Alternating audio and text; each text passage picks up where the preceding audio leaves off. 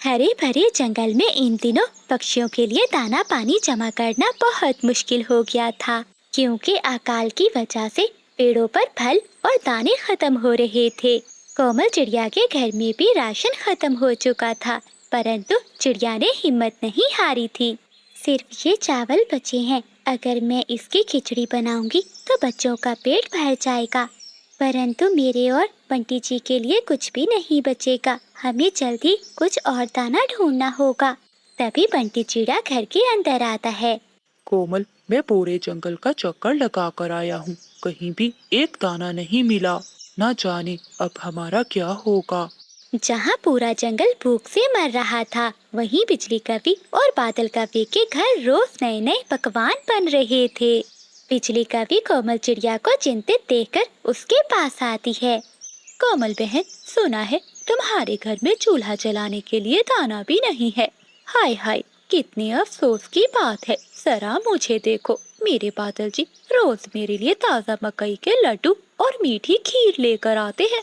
बिजली बहन, ऊपर वाले का शुक्र है, जो भी है हम इसी में खुश हैं। बुरे दिन हमेशा नहीं रहते, अच्छे दिन भी आएंगे। हा हा हा हा, देखते हैं कब आते हैं तुम्हारे अच्छे दिन। ऐसा कहते हुए बिजली कवि वहाँ से चली जाती है। बिजली कवि के जाने के बाद कोमल चिड़िया बाहर बैठी सोच रही थी कि अचानक वहाँ एक बूढ़ा कबूतर आता है। बेटी, मैंने 3 दिन से कुछ नहीं खाया, बहुत भूखा हूँ। क्या तुम मुझे खाने के लिए कुछ दे सकती हो? अगर मुझे दाना ना मिला तो मेरी जान निकल जाएगी। हाँ बाबा जी, आप यहीं बैठे, मैं आपके लिए गरम खिचड़ी लेकर आती हूँ। कोमल चिड़िया रसोई में जाती है। जो थोड़ी सी खिचड़ी उसने अपने बच्चों के लिए रखी थी, वो लाकर उस बूढ़े कबूतर को खिला देती है। बूढ़ा कबूतर वो दलिया खाने के बाद ठीक हो जाता है और इसकी आंखें चमकने लगती हैं। कोमल बेटी, तुमने अपने बच्चों का निवाला मुझे खिला दिया। तुम्हारी इस नेकी से खुश होकर मैं तुम्हें ये जादुई बर्तन दे रहा हूँ। जब भी तुम इस बर्तन से कहोगी, उबल जाओ मेरे प्यारे बर्तन, उबल जाओ, जो तुम चाहोगी वो ये बर्तन तुम्हें देगा। और जब तुम कहोगी रुक जाओ मेरे प्यारे बर्तन, रुक जाओ, तो ये रुक जाएगा। क्या सच में बाबा जी? हाँ चिड़िया बेटी। वो बूढ़ा कबूतर ये कहकर वहाँ से गायब हो जाता है। कोमल चिड़िया बहुत खुश होती है। वो बर्तन को लेकर अपने घर जाती है। वो कबूतर के बताए हुए जादुई अल्फाज बोलती है, तो बर्तन से बहुत सारे भोजन बाहर निकलने लगते हैं। ये देखकर चिड़िया बहुत खुश होती है। चिड़िया के बच्चे पेट भरकर भोजन खाते हैं और बंटी चिड़ा बचा हुआ भोजन जंगल के दूसरे गरीब पक्षियों में बांट देता है। देखते ही देखते ये बात पूरे जंगल में फैल जाती है। एक दिन बिजली कवि खिड़की से चिड़िया को देख लेती है। बिजली कवि से चिड़िया की ये खुशी बर्दाश्त नहीं होती। इसका लालच जाग उठा था। वो रात के अंधेरे में चिड़िया का जादुई बर्तन चुराकर अपने घोंसले में ले आती है। बिजली, ये क्या, तुम खाली बर्तन क्यों चुरा कर लाई? लाना ही था तो कुछ भोजन चुरा कर लाती, बहुत भूख लगी थी। बादल जी, चिंता क्यों करते हो? ये खाली बर्तन ही अब हमें भोजन देगा। क्या? खाली बर्तन भोजन कैसे दे सकता है? ये कोई आम बर्तन नहीं, जादुई बर्तन है। देखना, अब मैं तुम्हें जादू दिखाती हूँ। फिर बिजली कवि उस बर्तन से बोलती है, उबल जाओ मेरे प्यारे बर्तन, उबल जाओ। बिजली कवि के ये अल्फाज बोलते ही वो बर्तन भोजन से भरने लगता है। बिजली को भोजन मांगने का मंत्र तो आता था, लेकिन रोकने का मंत्र वो भूल गई थी। बादल जी, देखो ना कितना भोजन निकल रहा है। अब हम अमीर हो जाएंगे, हम जंगल में ये भोजन बेचेंगे। वो दोनों पति पत्नी खुशी से नाचने लगते हैं। बिजली, अब बहुत भोजन निकल आया है, इसे बंद करो, ये हमारे पूरे घर में फैल जाएगा। अरे बर्तन, बंद हो जा, खत्म हो जा, रुक जा, ओए बंद हो जा। बिजली को रोकने का मंत्र नहीं आता था, इसलिए वो बर्तन नहीं रुकता। वो भोजन और बढ़ता जाता है। पूरा घोंसला भोजन से भर जाता है और कौवे चिल्लाने लगते हैं, बचाओ, कोई हमें बचाओ, नहीं तो हम इस भोजन तले ही दब जाएंगे। आवाज सुनकर कोमल चिड़िया दौड़ती हुई वहाँ आती है। अरे कपो, ये तुमने क्या किया? मेरा बर्तन चुराया? चिड़िया बहन, मुझे माफ कर दो। मैंने तुम्हारे घर में चोरी की, परंतु अब मुझे इस बर्तन को रोकना नहीं आता। रुक जाओ मेरे प्यारे बर्तन, रुक जाओ। चिड़िया के इतना कहते ही वो बर्तन रुक जाता है। कोमल चिड़िया कपों को लेकर बाहर आती है। तभी वो घर नीचे गिरता है और सारा भोजन नीचे फैल जाता है। जंगल के सभी पक्षी भोजन को देखकर भागे भागे वहाँ आते हैं और वो सब मिलकर उस भोजन को खाने लगते हैं। चिड़िया बहन, मैं तुम्हारी अमानत चुराकर अपने ही जाल में फंस गई थी। मुझे मेरे लालच की सजा मिल गई, मुझे माफ कर दो। बिजली बहन, चोरी का अंजाम ऐसा ही होता है।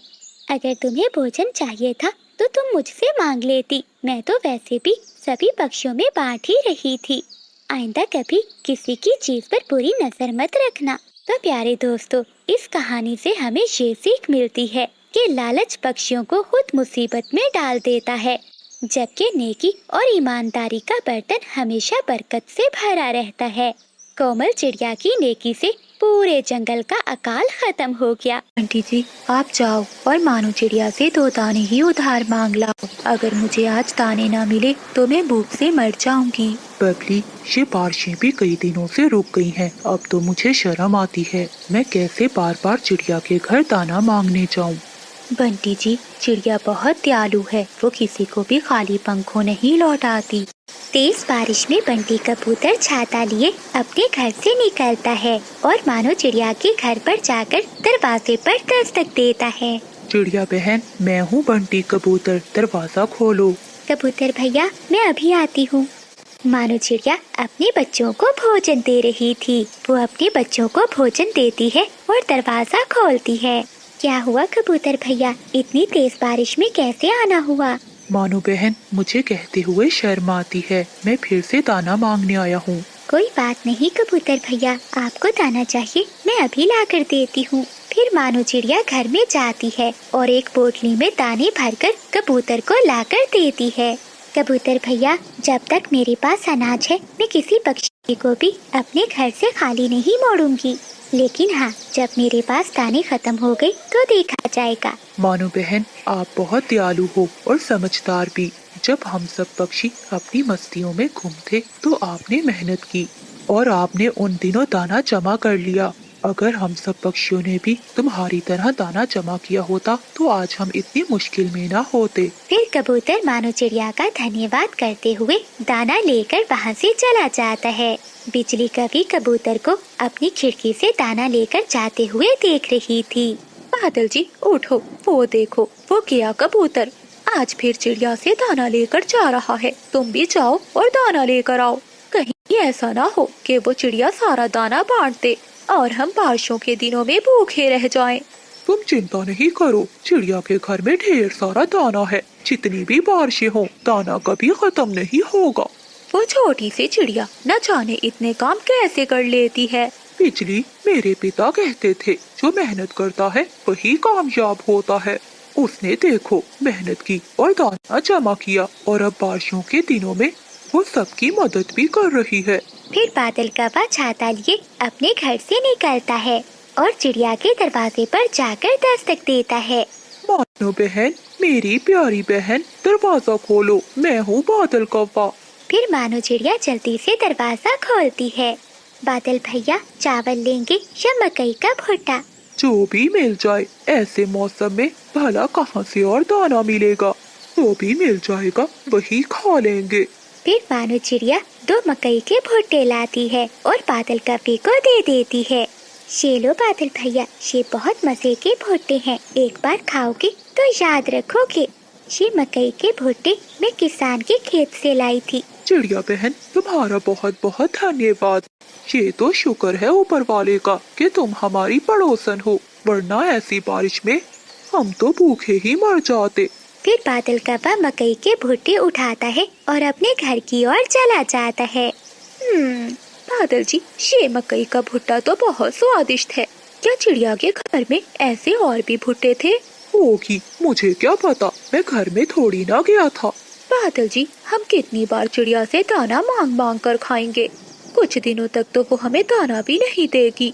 क्यों ना आज रात हम चिड़िया का सारा दाना ही चुरा लें। लेकिन बिजली, ये बहुत मुश्किल है। चिड़िया दरवाजे की कुंडी लगाकर सोती है। बादल जी, तुम कोई छोटे मामूली चोर थोड़ी ना हो, तुम भी तो पूरे जंगल के बड़े चोर हो। भला तुम्हारे लिए चिड़िया के घर में घुसना कौन सा मुश्किल काम है। ये तो तुम सच कह रही हो बिजली, मुश्किल है लेकिन नामुमकिन नहीं। ठीक है, आज रात तैयार रहना, हम कुछ न कुछ करेंगे। बच्चों, घर में सूखी लकड़ियाँ खत्म हो गई हैं और बारिश भी हो रही है। ऐसी ठंड में तो हम रात को कैसे सो पाएंगे। आप दोनों घर में ही बैठो, मैं अभी जंगल से कुछ सूखी लकड़ियाँ ढूंढ कर लाती हूँ। फिर मानो चिड़िया अपना छाता लिए घर से निकलती है। वो घने जंगल में जाती है, जहाँ एक पेड़ के नीचे उसे कुछ सूखी लकड़ियाँ मिल जाती हैं। वो लकड़ियाँ उठा ही रही थी कि उसे किसी पक्षी के रोने की आवाज सुनाई देती है। मानो चिड़िया जरा आगे होकर देखती है, वहाँ एक तोती बैठी रो रही थी। मेरे बच्चे भूखे हैं और मेरे घोंसले में एक भी दाना नहीं है, मैं क्या करूं? ऊपर वाले, इससे अच्छा था कि तू मुझे अपने पास ही बुला लेता। मैं अपने बच्चों को भूखा नहीं देख सकती। मानो चिड़िया तोती के पास जाती है। तोती बहन, आप ऐसे क्यों रो रही हैं? चलिए आप मेरे साथ चले, मैं आपको दाना देती हूँ। ये सुनकर तोती खुश हो जाती है। लेकिन ऐसी तेज बारिश में आप मुझे दाना कहाँ से देंगी? तुम उसकी चिंता मत करो, मैंने पहले ही दाना जमा करके रखा हुआ था। फिर मानो चिड़िया तोती को अपने साथ अपने घर में ले जाती है और कुछ अनाज उसे एक पोटली में डालकर दे देती है।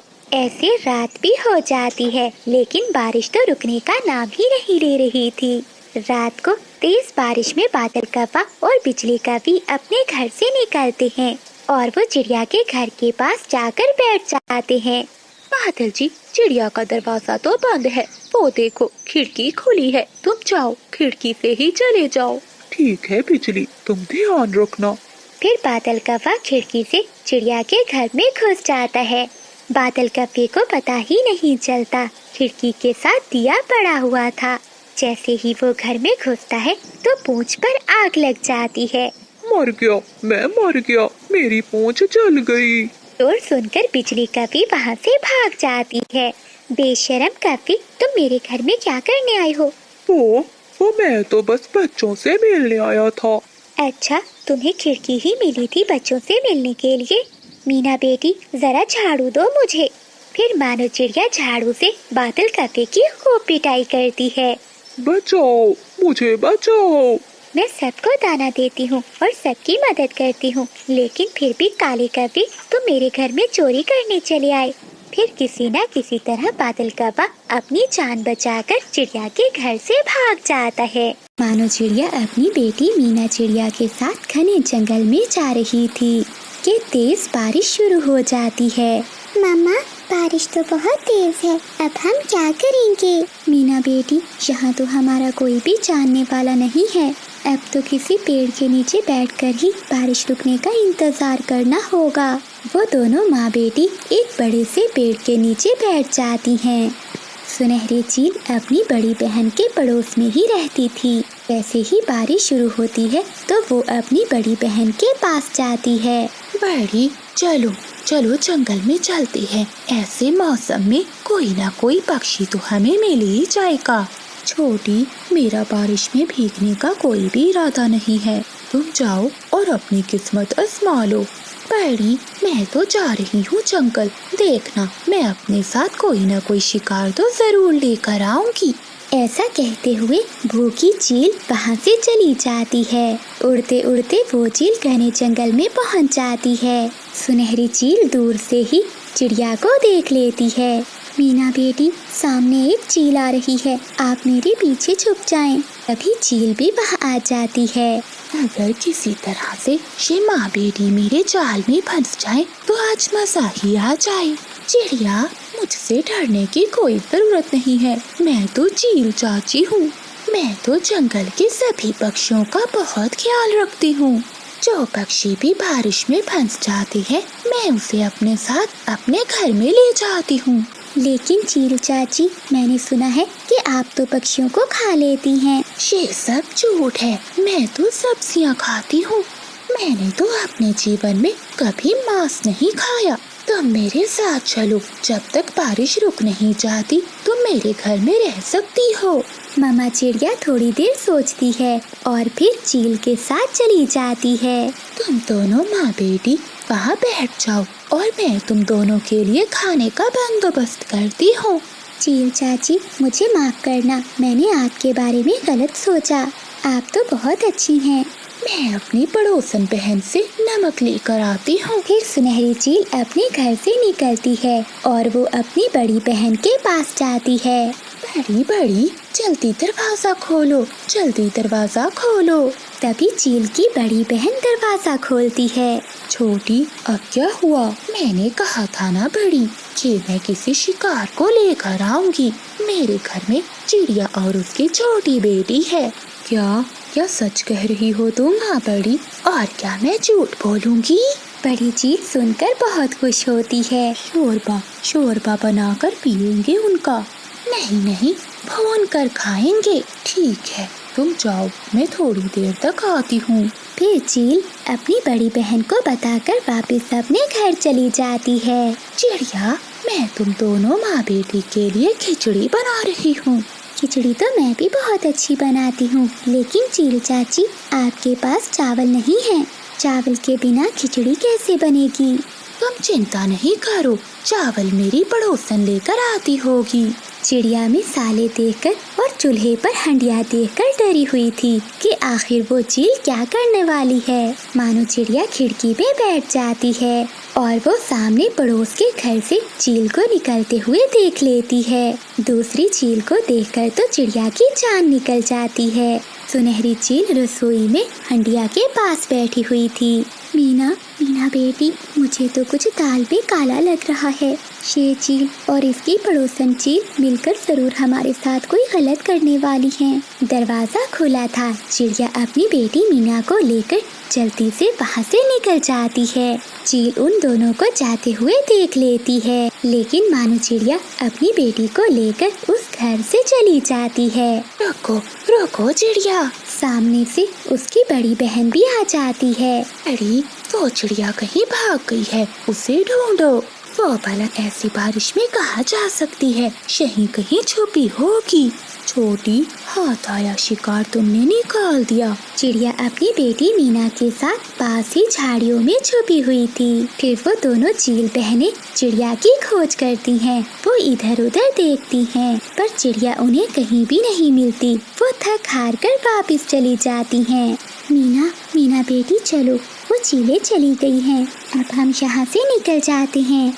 फिर चिड़िया अपनी बेटी को लेकर वहाँ से चली जाती है। थोड़ी दूर उन्हें एक घर दिखाई देता है। चिड़िया उस घर के दरवाजे पर दस्तक देती है। वो घर कौवों का था। कौवा दरवाजा खोलता है। चिड़िया, तुम इतनी तेज बारिश में यहाँ, जल्दी अंदर आ जाओ। फिर बादल कौवा चिड़िया को अपने घर में ले जाता है। कभी भैया और कभी बहन, आप दोनों का बहुत बहुत धन्यवाद। वो पीछे दो चीलें हमें खाना चाहती थी। हम दोनों माँ बेटी बहुत मुश्किल से अपनी जान बचा कर आई हैं। चिड़िया, वो चीलें तो बहुत बुरी है। वो तो मुश्किल में फंसे हुए पक्षियों को अपने साथ लेकर जाती हैं और फिर उन्हें मारकर खा जाती हैं।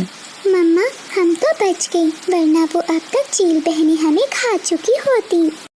तेज बारिश में वो बूढ़ी कौवी अपना सामान लिए सागर वाले जंगल से गुजर रही थी। बारिश तो बहुत तेज है। अगर ऐसी बारिश में मैं भीगती रही तो बूढ़ी जान कब तक जिंदा रह सकती हूँ। अब तो मुझे कोई ना कोई आसरा तो ढूंढना ही होगा। वो बूढ़ी कौवी अपना सामान लिए फिर से उड़ती है।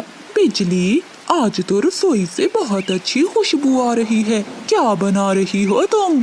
कभी बिजली कौवी रसोई से खिचड़ी लेकर बाहर आती है। बादल जी, खुशबू कैसे ना आती? बिजली ने पहली बार खिचड़ी जो बनाई है। वाह वाह बिजली, परंतु ये चावल कहाँ से आए? आने कहाँ से थे भला? चीकू तोते के घर से चुरा कर लाई हूँ। आज मेरा ऐसी तेज बारिश में खिचड़ी खाने को बहुत मन कर रहा था। अब जल्दी से खा लो वरना खिचड़ी ठंडी हो जाएगी। वो दोनों पति पत्नी खिचड़ी खाने लगते हैं तो दरवाजे पर दस्तक होती है। बादल जी, इस समय अब कौन आ गया है? ऐसी तेज बारिश में भी पक्षियों को अपने घरों में आराम नहीं आता। फिर वो दोनों पति पत्नी घर के बाहर आते हैं। काको, मेरी मदद करो, बारिश बहुत तेज है। बारिश रुकने तक मुझे अपने घर में आश्रय दे दो। नाना बुढ़िया, हमारा घर तो पहले ही बहुत कमजोर है, हम तुझे अपने घर में नहीं रख सकते। बेटी, मैं अपने घर जा ही रही थी कि रास्ते में बारिश शुरू हो गई। अब तो रात भी बहुत हो चुकी है। मेरा घर पहाड़ों के दूसरी दिशा में है। अगर इस समय मैं चली भी गई तो पहाड़ों वाली चीलें मुझे खा जाएंगी। कृपया करो और मुझे आज रात अपने घर में आश्रय दे दो। देख बुढ़िया, अब तो चली जा, हमारे घर में तेरे लिए कोई जगह नहीं है। चलो बादल जी, हमारी खिचड़ी ठंडी हो रही है। ऐसा कहते हुए वो कभी दरवाजा बंद कर लेते हैं और वो बूढ़ी कभी बारिश में ही भीगती रहती है। फिर वो बूढ़ी कभी अपना सामान लिए वहाँ से उड़ती है और उसे एक घर दिखाई देता है। वो वहाँ जाकर दस्तक देती है। कोई है तो मेरी मदद करो, मैं बारिश में भीग रही हूँ। अरे, ये इस समय कौन आ गया है? जरा जाकर देखती हूँ, शायद कोई मुसीबत में हो। फिर चांदनी चिड़िया अपने घर के बाहर आती है। बेटी चिड़िया, मैं बहुत मुश्किल में हूँ। बारिश बहुत तेज है और मैं अपने घर नहीं जा सकती। बस आज रात गुजारने के लिए मुझे अपने घर में आश्रय दे दो। माँ जी, इसमें पूछने वाली कौन सी बात है, आप अंदर आ जाइए। फिर चांदनी चिड़िया बूढ़ी कभी को अपने घर में ले जाती है। चिड़िया, तुम्हारा बहुत बहुत धन्यवाद जो तुमने मेरी मदद की। नहीं माँ जी, ऐसी कोई बात नहीं, आप ये दाना खा लीजिए, आपको भूख लगी होगी। फिर बूढ़ी कभी भोजन खा लेती है। फिर वो दोनों सो जाती हैं। अगली सुबह बारिश भी रुक जाती है। चिड़िया बेटी, तुम बहुत अच्छी हो, मैं तुम्हें कुछ देना चाहती हूँ। ये लो, ये सेब का बीज है, तुम इसे अपने आंगन में दबा देना और देखना बहुत जल्दी बहुत बड़ा सेब का पेड़ लग जाएगा। ऐसा कहते हुए वो बूढ़ी कभी वहाँ से चली जाती है। फिर चांदनी चिड़िया वो बीज अपने आंगन में बो देती है। अब मैं जल्दी से भोजन ले आती हूँ, कहीं फिर से बारिश न शुरू हो जाए। फिर चांदनी चिड़िया भोजन की खोज में चली जाती है। बिजली कभी अपने घर के बाहर बैठी हुई थी। वो देखकर हैरान होती है। बादल जी, जल्दी आओ, जरा देखो। बादल कव्वा जल्दी से बाहर आता है। क्या हुआ बिजली, क्यों इतनी सुबह सुबह शोर मचा रही हो? सोने भी नहीं देती। वो देखो बादल, चिड़िया के आंगन में कितना बड़ा सेब का पेड़ है और उस पर लाल लाल रंग के सेब भी लगे हुए हैं। बिजली, ये कैसे हो गया? कल तो यहाँ एक पत्ता भी नहीं था और आज ये सेब का पेड़। चलो पास चलकर देखते हैं। फिर बिजली और बादल चिड़िया के सेब के पेड़ के पास जाते हैं और वो कुछ सेब तोड़कर खाने लगते हैं। बिजली, ये सेब तो बहुत मजे का है। बादल, मुझे लगता है कि चिड़िया को इस पेड़ का पता नहीं है, तभी तो वो भोजन लेने गई है। अगर उसे पता होता तो वो भोजन लेने क्यों जाती? हाँ बिजली, तुम ठीक कह रही हो, लेकिन अब हम उस चांदनी को ये पेड़ नहीं लेने देंगे। फिर वो दोनों पति पत्नी उसी पेड़ पर अपना एक घोंसला बना लेते हैं। शाम को चिड़िया जब दाना लेकर वापस आती है तो वो सेब के पेड़ को देखकर बहुत हैरान होती है। अरे, ये तो मैंने सुबह ही सेब का बीज लगाया था, इतनी जल्दी ये पेड़ भी उग गया। ये जरूर जादुई सेब का पेड़ होगा। चिड़िया पेड़ के नीचे बैठी हुई थी, तभी वो कव्वे भी वहाँ आ जाते हैं। अरे ओ छोटी चिड़िया, यहाँ क्या कर रही हो? चलो जाओ यहाँ से। क्या मतलब बिजली, ये पेड़ मेरा है और मैंने ही सुबह इसका बीज बोया था। चांदनी, इस पेड़ पर हमने अपना घोंसला बनाया है और आज से ये पेड़ हमारा है। चली जाओ यहाँ से, वरना मार मार कर पंख तोड़ दूंगा मैं तुम्हारे। चांदनी चिड़िया तो पहले ही बहुत भोली भाली थी। वो कव्वों से डर जाती है और वहाँ से चली जाती है। ऐसे ही कुछ दिन बीत जाते हैं। एक दिन वो बूढ़ी कवि फिर से चिड़िया के पास आती है। माँ जी, आप तो वही है ना जो मुझे सेब का बीज देकर गई थी?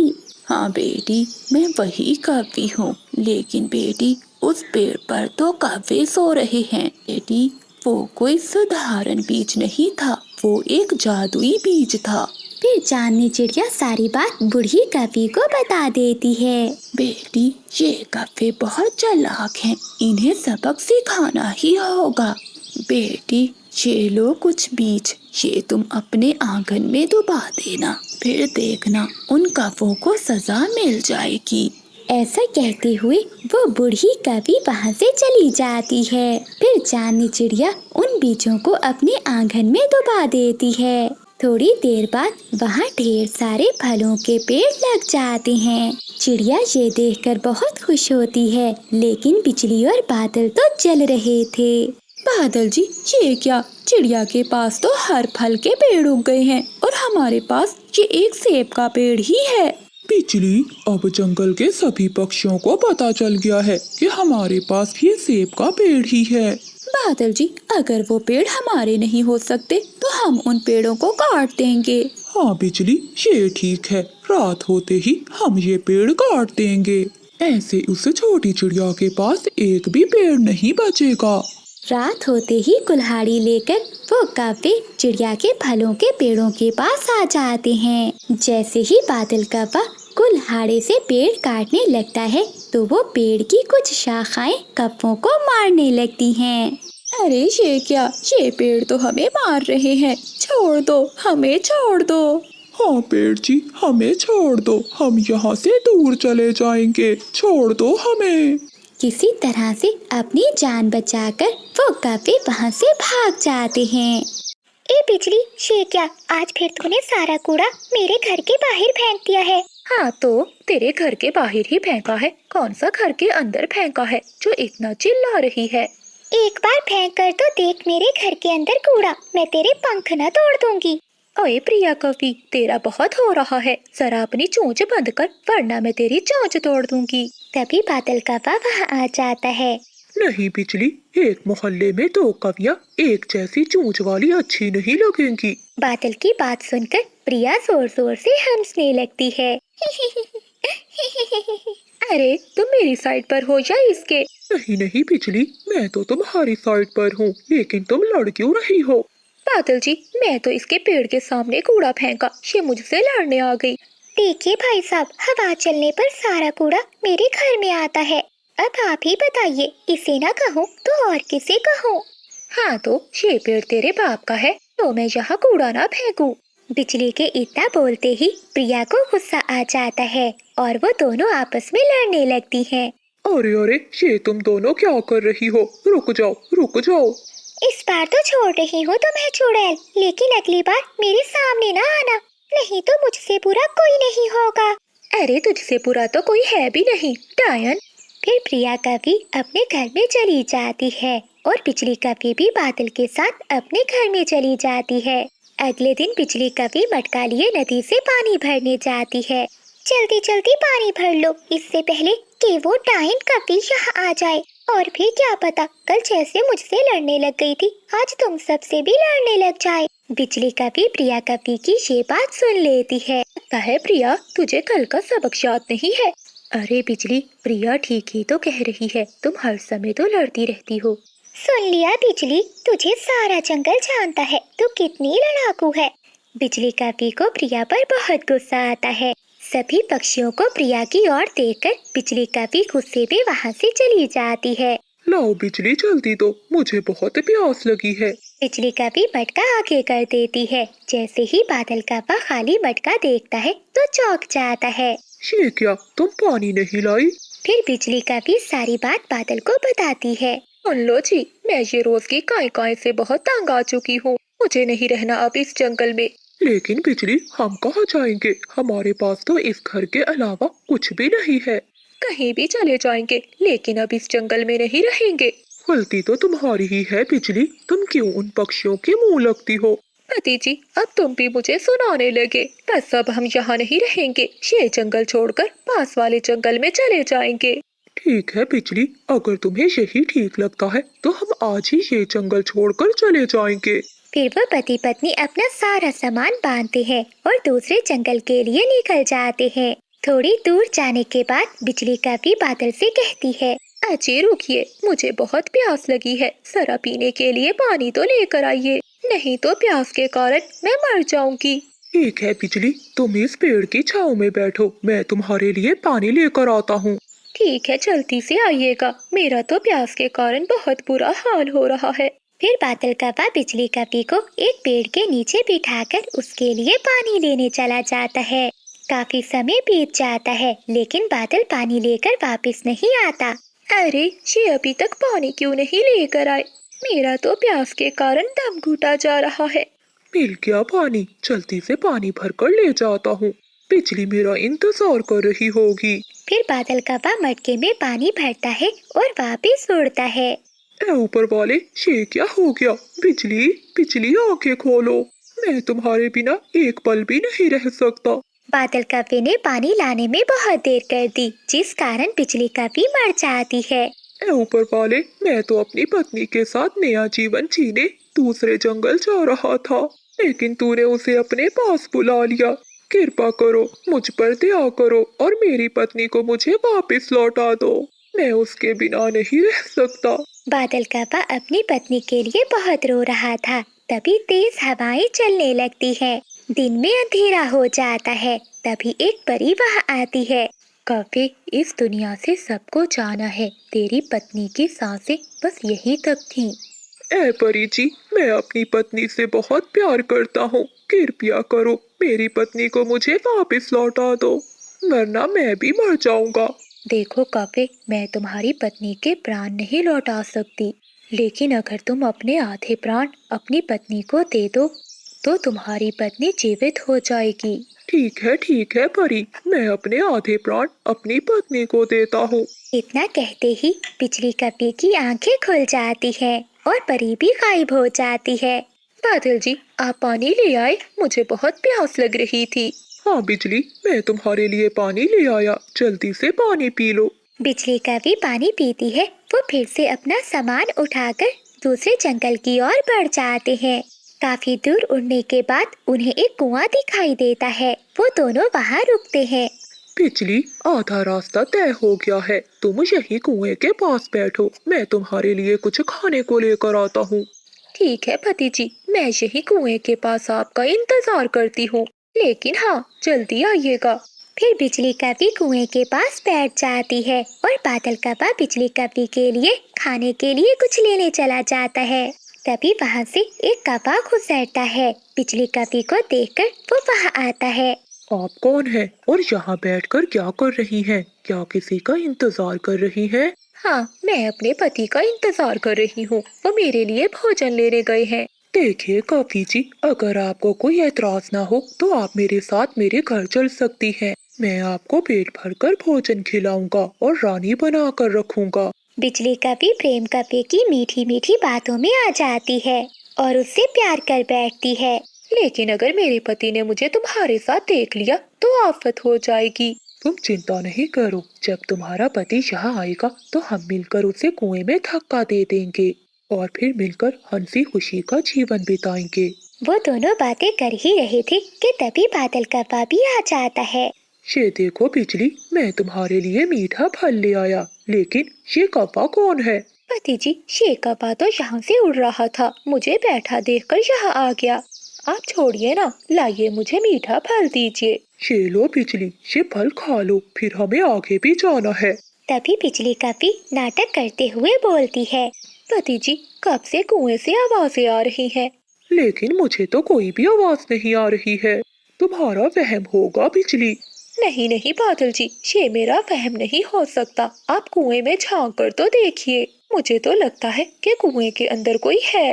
ठीक है बिजली, अगर तुम कहती हो तो मैं देखता हूँ। फिर बादल कव्वा कुएं में देखने जाता है।